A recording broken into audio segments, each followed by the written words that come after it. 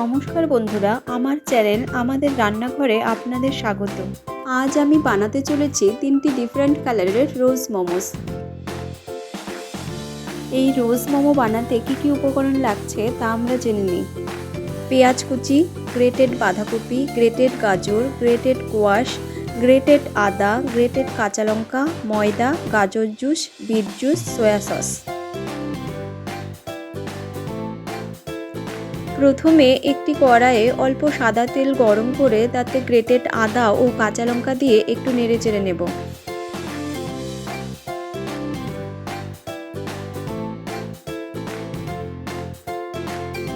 এখন এতে একে একে পেঁয়াজ কুচি, গ্রেটেড গাজর, গ্রেটেড বাঁধাকপি, গ্রেটেড কোয়াশ একসঙ্গে দিয়ে একটু নেড়েচেড়ে নেব।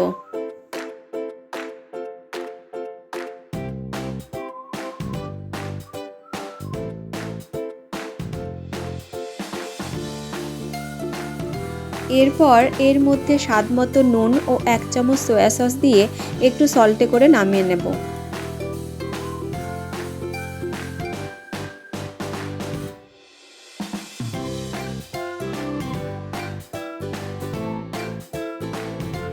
এখন রেড ডো বানানোর জন্য ময়দার মধ্যে অল্প অল্প করে বিট জুস দিয়ে ভালো করে টাইট ডো বানিয়ে নেব।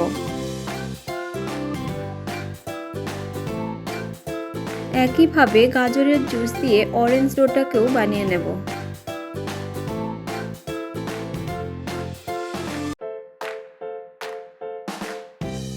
এবার মোমোসগুলোকে রোজের শেপ দেওয়ার জন্য ছোট ছোট দুটি রুটি পরপর বসিয়ে তাতে পুর লম্বা করে দিয়ে রুটির মুখ বন্ধ করে দেব। এরপর এটিকে গোল করে মুড়িয়ে রোজের শেপে তৈরি করে নেব।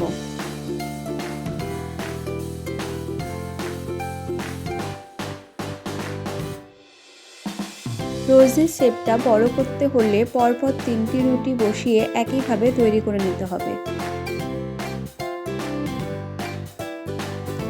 এভাবে সবকটি রোজ তৈরি করে নিয়ে 5 থেকে 7 মিনিটের জন্য স্টিম করে নেব।